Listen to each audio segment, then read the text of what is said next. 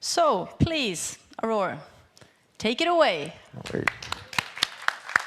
Well, thank you guys. Thank you so much for introducing me. Yes, I'd love to talk about AI as a tool and fighting for our survival and the role AI can play in that. But first, let me start by saying this sucks. This being climate and biodiversity collapse, this being increasing social inequalities. And to paraphrase our fellow Swede Greta, I shouldn't be here. We should all have proper jobs. Instead, we're scrambling to convince our fellow brothers and sisters to get cracking to save the planet, and we're behind schedule. If we had started 40 years ago, when science told us what was going to happen, if we continued to extract oil and coal from the ground and burn it, we would have had the luxury of planning and thinking things through. But no. It is 10 to midnight, and achieving our sustainable development goals will be messier than necessary and more expensive than necessary. And all the, might I say, shitty consequences of AI and technology when it comes to surveillance, cementing biases, infringing human rights, things that I know that we've been discussing today as drawbacks of moving too quickly with artificial intelligence, will or might happen. And we need to deal with that, and we need to build fast, even though we know that there are risks involved in this. And you might be asking yourself, what is the point of saying all this? And it's because we're behind schedule. The oil industry is ramping up oil extraction. We're continuing to heavily subsidize the fossil fuel industry, and companies and politicians insist that we can grow our way out of this mess. So I ask myself, what if we can't grow every step of the way? Should we then collectively decide not to transition because there's not a growth opportunity? Of course not. And we all know there are huge opportunities for green growth, but it's secondary in terms of priority to the green transition. COP26 is about to take off, and tough decisions are to be taken, and everything won't be rosy. And I think we just need to maturely take responsibility for our past and soberly look at the choices and priorities that led us to this situation. And I'm not sure why, but when I look around, it seems that we're more worried about the transition than the actual consequences, which is a bit irrational. So as a spoiler alert for this closing remark, I will have two punchlines. One is addressing complex challenges as transforming the global everything to fossil free doesn't come with a manual. We know where we're going. We have an idea of the pace that we need to keep. However, the steps to get there is in the making. So we need to adopt an exploring, iterative learning approach with technology, political systems, educational systems, carbon pricing, regulation, energy, etc. My second point is, once we've accepted the structural and mindset shift necessary, we have tech at our service. And I'm just so grateful that as by a magical twist of fate, the power of AI has been unlocked just as our civilization speeds towards a cliff, and might just be a useful tool in reverting extinction. As mentioned, my name is Aurore Belfrage. I'm a technology investor, I'm a columnist, I'm an anxious single mother, and I find myself in this bizarre predicament of being angst-ridden and pushing a quite cynical agenda, which is that in the next 2 decades, we will see one of the most prosperous shifts ever. The brave and the innovative will be able to build empires and create huge profits and gains to provide for a new fossil-free economy. Mm-hmm. It's cynical, not because I don't believe it, I think it's very true. It's cynical because I feel a bit embarrassed that we needed these strong financial incentives to move. Having said all of this, the collective penny has dropped, and this colossal ship is shifting gear, albeit slowly, and change is happening. And I'd like to take the opportunity today to give you some great examples of how artificial intelligence is moving the needle to support humanity and planet. And my big disclaimer is, and I think I've been quite clear so far, that technology is not some silver bullet, but it's a great tool. And unless we leave oil and gas in the ground, and B, actively address social inequality and unfairness, we will be going nowhere fast. So without further ado, here are 8 great things to be aware of, because we have a lot of tech to get moving on our sustainable development goals in general, and to make a big dent in carbon emissions specifically. It's not perfect, but as we've said, we lost the opportunity a long while ago. And if you want to see the full list of technologies, please, I welcome you to sustainable.com, where the report is downloadable for free. So first great example is we not only need fossil-free energy, we need smarter storage. And I'm sure you've all heard of the exciting things with lithium batteries, for example, Swedish company Northvolt. But AI is also specifically used at Stanford University Precourt Institution for Energy. It's used to develop batteries in a much more time-efficient way to find durable, faster charging prototypes. And exciting steps are being taken to develop new batteries that are not based on lithium or cobalt, compounds that we know come with ethical and environmental challenges in the countries where they're extracted. The second example that I wanted to highlight is renewables like wind and solar are, as suspected, dependent on the weather.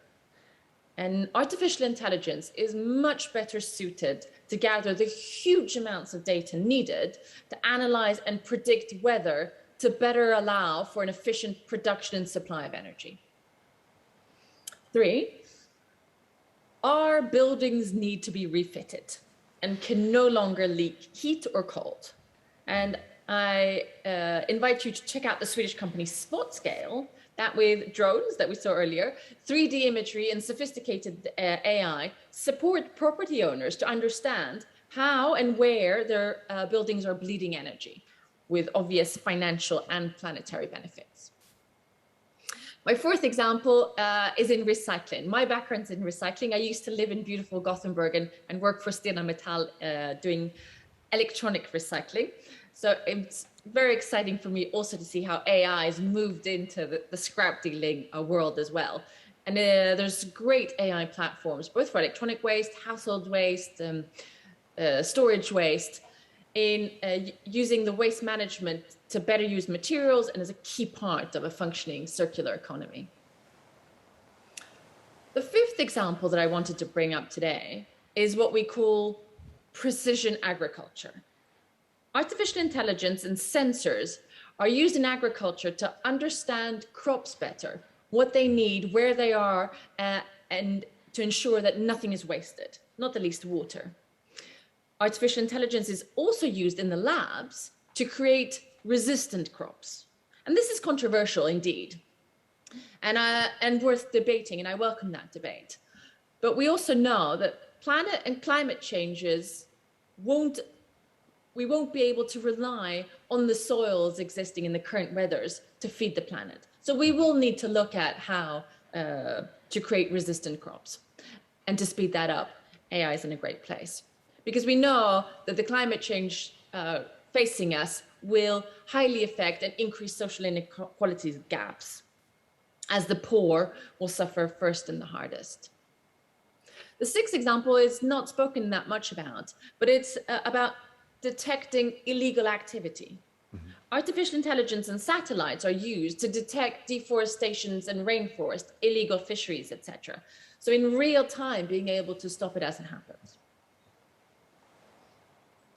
The seventh example isn't what you usually talk about in this context, but when we're dealing with the parallel transformations of digitalization and sustainability, we know that it will put a huge strain on our workforce as new jobs are created and old ones become obsolete. And by leveraging the power of artificial intelligence and the uniqueness of everyone's brain, we can create personalized learning, allowing for a much more efficient, and maybe even more importantly, a dignified reskilling, upskilling possibility for millions of people, which I find hugely exciting. And I invite you to check out the Swedish company Sana Labs that is doing just that. My eighth and final example of this list, which is by no means exhaustive, is using AI for personalized healthcare, which I know is also something that you've talked about today. Preventive healthcare, diagnosing mental illnesses, detecting the suicide prone, generating medicines in a fraction of the time and cost will have huge democratic implications when climate change comes as a threat multiplier. Or maybe should I say it could have huge implications for us all if we let it. And as you can guess, I could go on with great companies, projects, research that is functioning today to make a difference. And I hope you also have goosebumps when you think about all the brave teams that are trialing, testing, pushing the boundaries of what's possible to make this a better place. I hope you also see that there are no quick solutions. It's a collective effort. It's a smorgasbord of ideas. There's a lot of hard work, and not all of it will function the way we hope it will. I also hope it's clear that the computing power of artificial intelligence is an impressive tool for humanity. And just the sheer speed and ability to connect the dots, we can catalyze our work and thinking as we move towards the Sustainable Development Goals. But I'd also today like to use this time to address some of the bottlenecks that we need to think about in order for technology to be the helping hand that it could be. Because obviously, there's a clear delta between what we say we need to do and what we're actually doing. And hopefully COP26 will be addressing just that. I'm convinced that all of you in the room and the leaderships in Sweden and Europe are genuinely worried about climate collapse and actually excited about the business opportunities that lay ahead for those companies that can lay foundation for the coming years. So the question is, what's stopping us? And I have three theories that I'd like to discuss here, and I look forward to your comments and input. One is, I think we have all the tech we need, but implementing it right now will be suboptimal, and therefore we're stopping it. Two, I'd like to discuss the role of procurement and the challenges of public-private. And three, I'd like to do a bit of a deep dive into one of the concepts that I was mentioning earlier. There is no manual. So if we start with the first one, we have the tech that we need to get started. However, we haven't fully understood what technology needs to be applied at what time in this transformation. And it might sound strange, but I think the human brain sometimes oversimplifies the transition just to cope, because it's obviously not one static phase followed by another. What venture investors are looking at today, when I look at tech, it will have an impact or make an emissions dent in 5, 7, 10 years' time. And to make a real dent today, we need to scale up existing tech. Politicians, in my mind, should stop calling out for entrepreneurs and more innovation, but instead get busy adapting existing infrastructure to today's technology. And what you're thinking, and what many are thinking, what if we build infrastructure for suboptimal tech? That sounds expensive and hard work.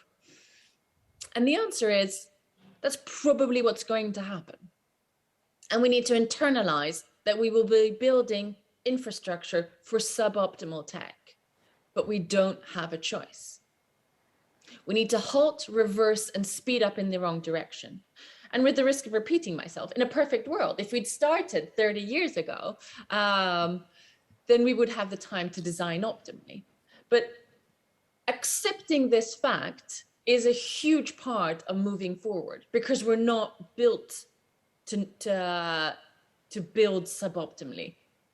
It doesn't feel right. My second point is about procurement, which is a natural consequence of this. Countries' public procurement legislation is, in my opinion, slightly outdated and built for another era and another set of challenges. Countries' procurements rest on the sound principle that we need to be careful and prudent with taxpayers' money. But that means that public institutions and governments have removed themselves from the driver's seat and decided to rely solely on commercial entities to formulate the challenges, develop the technology based on their values and principles. And public institutions have also then decided to wait 3, 5, 7 years before we can use tech to strengthen our national interests. And we need to move this forward. We need to strengthen public-private. And yes, there are many risks involved in public-private collaboration when we work together iteratively to develop technologies. And yes, maybe municipalities and bureaucrats aren't the best techies. But again, we don't have the choice. We need to get over our siloed way of looking at the world and cooperate, because we're on a timeline here. And I look at my work as an early stage investor and the management companies I meet in nimble tech companies, and I'm sure that goes for many of you in the audience. To have an iterative, agile approach, to use some of the more annoying buzzwords of our industry, having an iterative approach to the world is normal for you and me. We know that we're building something that's never seen the light of day yet. And we know we need to test and explore. But that same mindset goes for this transition and needs to be adopted by policymakers, researchers, and when we collaborate with each other. I mean, I joked the other day, I'd love to hire someone that has a 10-year CV of global fossil-free transformation. But obviously, that woman doesn't exist yet. We have to make it up as we go along. And my third point, which is also building on this line of reasoning, is that I'm not sure that our business degrees and our fancy MBAs and our Anglo-Saxon management styles are built for purpose. Because we love planning. We want a goal. We want the steps to get there. We need to know an estimated budget, and we need to have a rough calculations of the resources needed, and we need to communicate a timeline. And we do this to our boss, our board, the citizens, and they approve, and our success is then measured according to that plan. And surprise, surprise, ladies and gentlemen, we know that the green transition is complex. We know that we won't know what's going to happen. We can't have a plan. We need to just start moving, eye on the prize, with an explorative approach. And as we learn, adjust the plan to the end goal, 1.5 degrees, a guess of a timeline, 8, 9 years. And it sounds self-explanatory and might even sound a bit banal when I'm saying it, but I think that this has huge consequences to management and our management styles, because it's very deeply uncomfortable to not know. And here comes ego and fear as bottlenecks.